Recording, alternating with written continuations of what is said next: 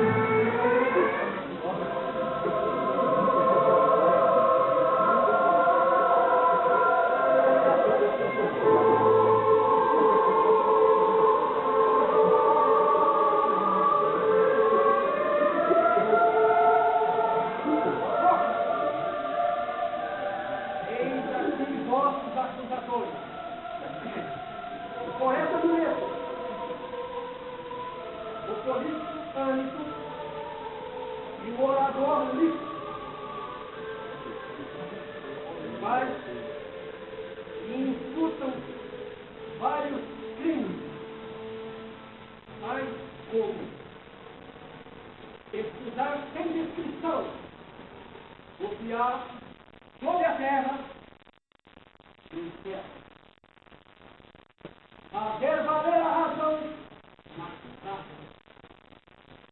não reconhecer os deuses da cidade e suas divindades.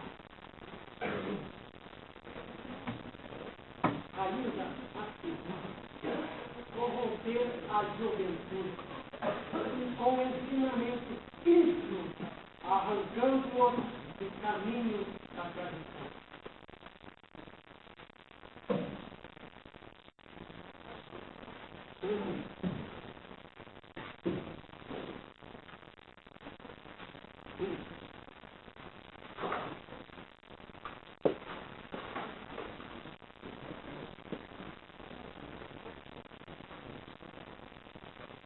Pobre, então tranquilamente ocupar o seu lugar diante desses homens, não fabricar caso de seu destino, não receber jamais da que sair, não enxerga o sangue nos olhos desses seus acusadores,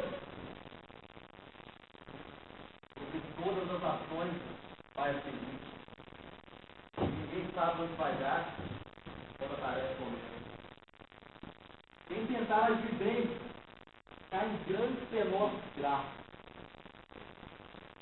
O ar está cheio de maus pecados. Sócrates, já ouviste o termo do processo? Também a acusação. Defenda-te. É o que a lei diz. Atenei. Não vos invitei como o nome dos soldados falar. É a primeira vez que me encontro no tribunal. O linguajar que usam aqui e é completamente decente. Na verdade, exímios e eloquentes foram que falaram antes de mim e quase me persuadiram de minha suposta culpabilidade. Ao contrário do que afirmam, não sou um orador, não tenho dom das belas palavras. Entretanto, manda a lei que eu me defenda, e assim te farei. Não obstante que os vossos corações sejam corrompidos pelas calúnias que me foram impostas. Pois bem, acusam-me de pesquisar indevidamente que há debaixo da terra, morada dos mortos, suaves, sombrios, e também o que se passa no céu, no território do céu. Caros concidadãos, meus acusadores querem que vós acrediteis que eu seja um físico ou coisa parecida. Não, daí. Minhas reflexões não se limitam a especular a origem do dogma, mas são além. Não acredito no que a Anaxágoras creia, apesar de não desejar a sua morte. Quanto à acusação de não acreditar nos deuses da Apolo, é inverídica, pois creio nos deuses da cidade tanto quanto vós, Ateneu. No entanto, tudo ao qual uma outra ciência, mais sublime que as demais. É isso que se defende. Sócrates faz a ponto de dar um passo fatal, mas ainda tem para recuar, tem para se ser amado. Suas palavras serão certas, punhais no orgulho dos homens. Sócrates, mas por que não existe? Compatriotas, ouçam com atenção, todas essas acusações contra mim provêm de um fato que gostam.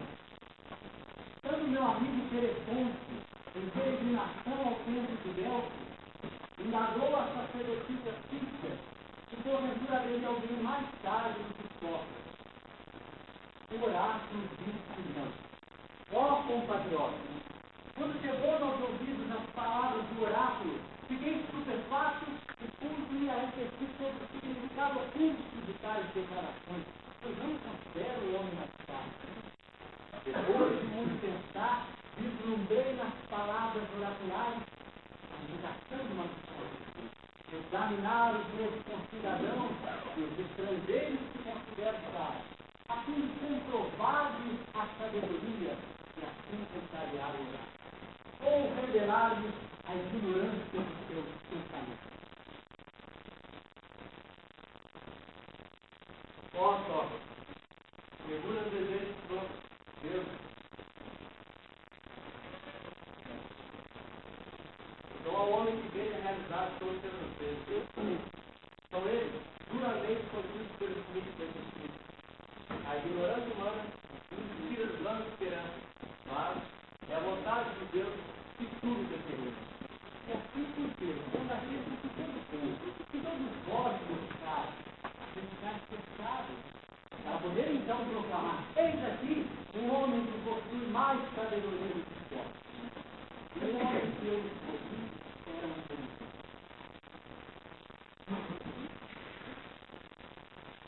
Sócrates, uma frase ruim estava para ser ouvida, mas o seu rosto está tão sereno, então não consegue caminhar sorrindo à beira do abismo. Assim, ao dialogar com esse homem, considerado aos vossos olhos o mais sábio, percebi que tudo aquilo em que acredita não passa de ideias sem fundamento sólido e absurdamente incoerente. Dialoguei também com Tarcísio, aqueles também admirados por vós, para com eles aprenderam que não conhecia e restava. Mas pasmem, amigos, qualquer outra pessoa saberia explicar melhor suas obras de arte do que Sócrates. Há um dom natural, sim, um belo dom natural, mas não há ao menos o conhecimento. O mesmo erro encontrei no Cartesão. De fato, sabia muito mais que eu, e nada fez. Entretanto, achavam poder discorrer sobre outras realidades, as quais não podiam fazer o mínimo. Indaguei hoje, e preferiria ser como tu, sem saber dele, também que a ignorância que lhe desobedece, ou possuir dele ambas as coisas. Me parece agradar como tu.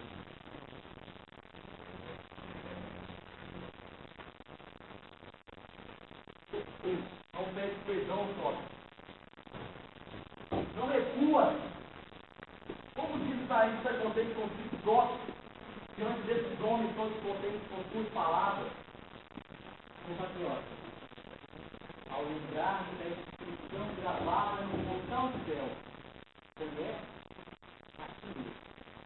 Pude compreender o oráculo revelado ao meu amigo Terefonte Severa, indaguei, afirmam que sabem alguma coisa e não sabem. Enquanto eu, que devoto-me ao conhecimento de mim mesmo, não afirmo saber o que não sei. Eis a minha única sabedoria, a certeza de que nada sei. Falando com todos, livremente, em qualquer lugar, considerado seria orgulho de muitos próprios. Lembre, que o orgulho seria sempre agora das coisas. Quanto à acusação de corromper os jovens, prestai ouvido. Muitos dos meus discípulos são jovens. Ao contrário dos fatos de sofista, não descobro nada pelos ensinamentos dos estrangeiros. Na verdade, também aprendo com eles. O vigor da juventude renova-nos sempre mais no meu afeto.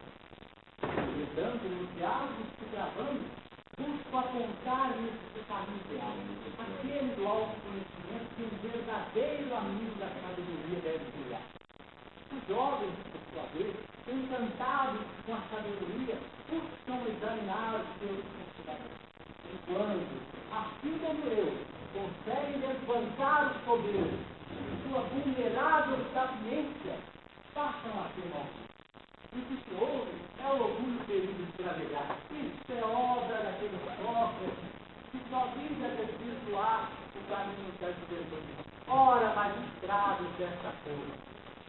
Se acaso levar a juventude a sendas da verdade do autoconhecimento, mostrar valores e fazer progredir espiritualmente, for considerado corrupção, só posso dizer que nesse conceito seria o dever do homem mais corrupto que pisou o solo desta terra.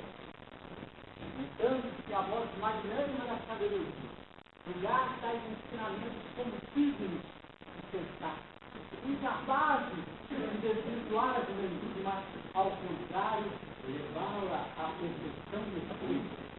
Então, os vossos conceitos espirituais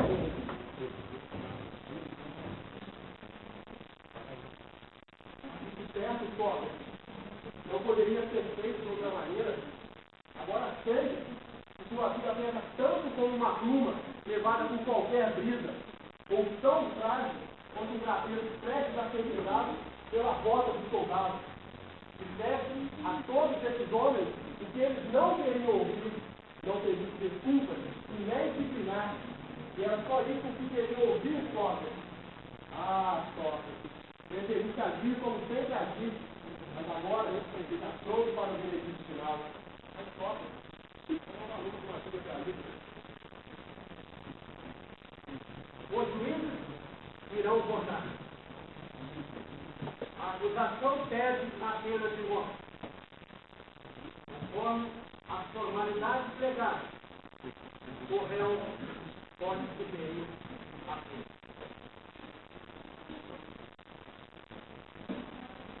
Penalidade que devido a voz, que pena poderia eu sugerir a pena? A primeira, qual será? Sentença corporal ou pecuniária, penso eu, descuidando-me que as pessoas mais se preocupam. Riquezas, negócios, casos públicos, tribunas e funções, evitei na procura de cada um de vós em particular. Assim proporcionário, que declaro maior de todos os filhos, o cuidado da alma pelo alto. Que sentença merece ser assim? Certamente algo de bom há de mim. E há de ser a sentença proporcional ao médico, não só algo de bom, mas adequado à necessidade. O que é adequado a um benfeitor pobre, que precisa de lazeres para viver exortando? Nada tão adequado ao homem do que ser sustentado pelo resto de sua vida junto com os 50 senadores do Rio de Janeiro. Julgo irônico? Não. Definitivamente estou convencido de que não faço mal a Deus. E assim procedo, também não posso desejar mal para mim. Por isso não procurei pena alguma. Infelizmente, nosso diálogo foi de pouco tempo. Se continuar entre vós, como em outros povos, não decidir um processo capital num dia só, assim útil, suponho que seja assim. Quanto a morrer, caríssimo, não temo, pois declaro ignorar se a morte é um bem ou mal. Cabe sim ao homem sensato considerar apenas se o que faz é justo ou não. Profundo isso a experiência. Quer me condene à morte, quer me deixe em partir, não hei de fazer outra coisa, ainda que tenha de ser morto várias vezes. Corajoso gosta. Um homem de valor morre uma única vez. Assim como você morre muitas vezes antes de morrer.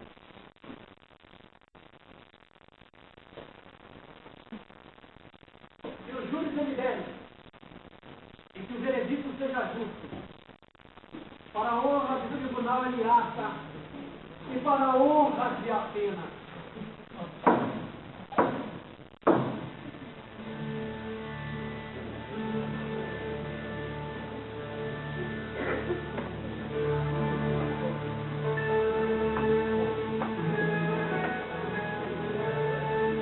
No ano 399 a.C., o Tribunal dos Eliatas, constituído por cidadãos procedentes das 10 tribos de Atenas e escolhidos por sorteio, reuniu-se em número de 500 membros e levou a cabo, em um dia, a difícil tarefa de sentenciar Sócrates, figura conhecida, mas controvertida, um cidadão admirado e enaltecido por uns, criticado e combatido por outros, que nele viam uma ameaça para as tradições da polis e um elemento pernicioso à juventude.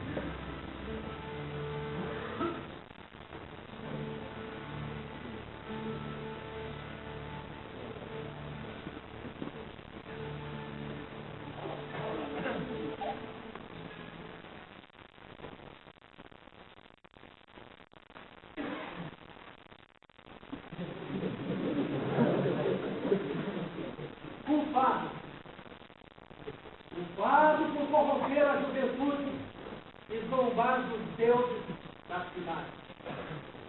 Este egregio tribunal o condena a tomar disputa, a fim de que, através de vossas próprias mãos e não das nossas, o veneno letal lhe arranca o corpo da vida. Portanto, a execução da pena deve ser adiada, uma vez que o navio oficial foi enviado ao santuário de Delfos, a fim de comemorar a vitória de Teseu sobre o Minotauro no labirinto de Creta. Por ora, o réu cumprirá a reclusão, pois, segundo a lei, nenhum condenado pode ser executado enquanto o navio não regressar do santuário. Soldados, lançai esse homem à cela.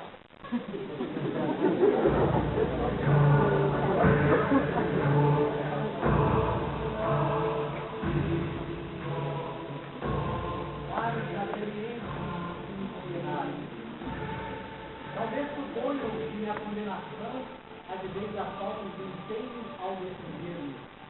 Engano-se. Creio que me condenaram por ter me recusado a proferir o que gostariam de ouvir. Súplica, lamentos, bajulações, e mais que se estão acostumados a presenciar nesse tribunal, como se morrer não fosse apenas uma questão de descarte. Guardem-se de si. Imaginam que matando o homem evitarão que vocês fiquem por vossa vida de ignorância e vício. Estais enganados. Aprendei que, ao contrário de silenciar a boca daqueles que vos incomodam, é necessário preparar-se para ser o melhor. Para vós que me condenaste, bastam estas palavras. Ao que me absolveram, deixe os pensamentos que bem se encontram nos umbrais da morte. Vós também, Senhor Deus, preparai-vos para o dia de vossa morte. Tendes a certeza de que não há nenhum mal para o homem bom e virtuoso, quer na vida, quer depois dela. Os deuses estão sempre atentos ao nosso destino. Guiai vossas vidas pela virtude, lançai-vos no conhecimento de si mesmo, e vossas vidas passem o tempo. É chegada a hora de partir. Deus para a morte. Vós para a vida. Quem segue o melhor caminho? Se vós é segredo para todos. Mesmo que